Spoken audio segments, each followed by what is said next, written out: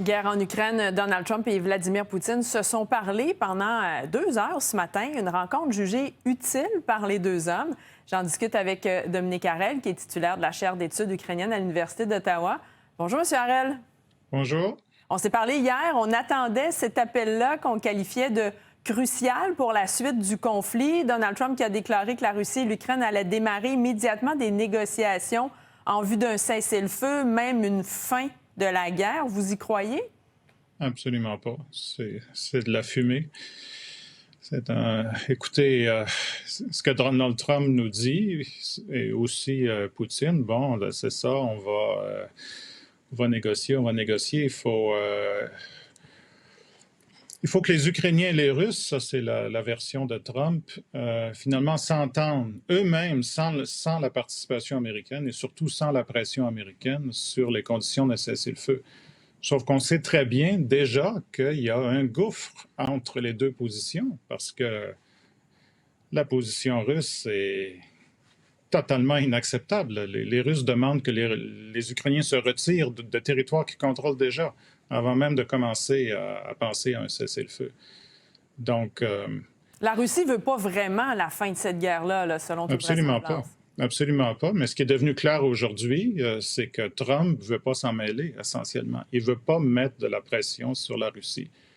Alors, il était sous pression, si on peut dire, diplomatique de la part des Européens pour le faire. Et puis, il ne le fera pas, en tout cas pas cette semaine. Avec Trump, évidemment, il y a toujours de l'incertitude.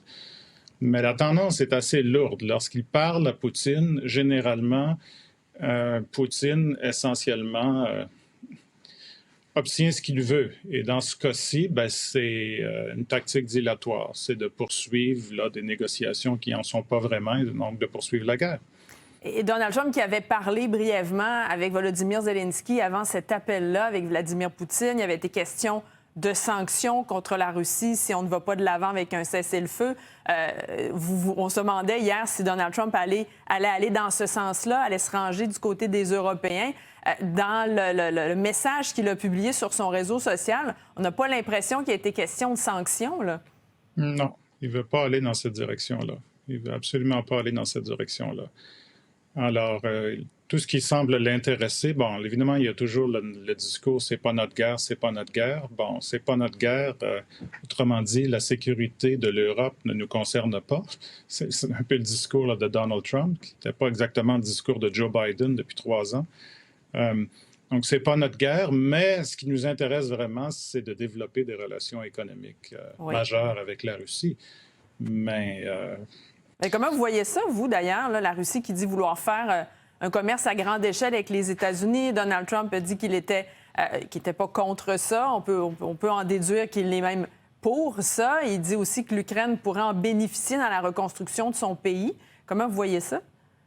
L'Ukraine pourrait en bénéficier s'il n'y aurait plus de guerre. Hein?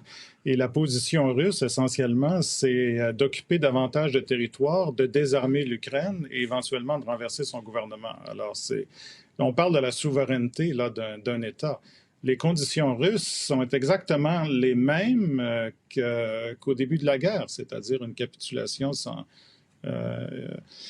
condition, si on peut dire inconditionnelle, dans ce qui arrivera pas. Donc, les Ukrainiens vont continuer de se battre.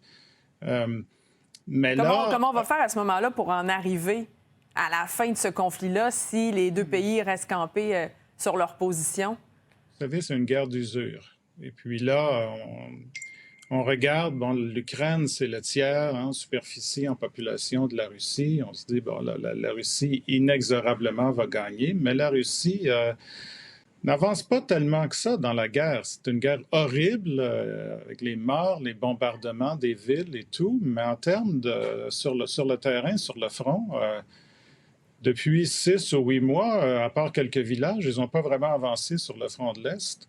Vous savez, l'Ukraine avait même occupé une partie d'une province russe. Ça a pris 8 mois à la Russie avant de faire sortir les Ukrainiens. Ils ont même eu besoin des soldats nord-coréens. Donc, vous avez une guerre d'usure et l'Occident, enfin l'Europe, est vraiment déterminée à à stopper la Russie, parce que pour eux, une défaite de l'Ukraine serait un très, très grand danger donc pour la sécurité européenne. Est-ce que les Européens, sur le chapitre des sanctions, vont être capables d'en faire plus? Ça, c'est la grande carte dans le jeu de Zelensky. C'est que Trump ne peut pas unilatéralement lever les sanctions. Le gros des sanctions, ça passe par l'Europe. Et c'est ce qu'il va falloir suivre dans les prochains jours, les prochaines semaines. Peut-être une augmentation. Là, on parle des sanctions contre l'exportation du pétrole. Oui. Et le nerf de la guerre, là. Et encore une fois, si les Européens ont la volonté politique et la capacité, surtout, de monitorer là, les sanctions, ça pourrait faire mal à la Russie. C'est ce qui pourrait faire bouger la Russie, peut-être, là, pour une éventuelle fin de ce conflit. Comment vous voyez le Vatican qui se pose en médiateur, qui s'est proposé pour accueillir les négociations, là, si négociations il y a? Le symbole est très fort. Le symbole est très fort, mais il reste que sur le fond, que les négociations aient lieu à Istanbul ou au Vatican, sur le fond, la Russie ne bronche pas, essentiellement. Qu'est-ce qui va faire broncher la Russie? Bien là, en tout cas, en date d'aujourd'hui, après ce qu'on vient d'apprendre, et ça s'inscrit là, dans la tendance depuis 3 mois, c'est dans un contexte où les Américains, essentiellement, envoient le message à Poutine, bien écoutez, puisqu'on n'est pas capable de régler ça, on va se retirer sur la ligne de côté. Bien, ça, c'est vraiment à l'avantage de la Russie, puisque s'il n'y a pas de pression américaine. Ouais.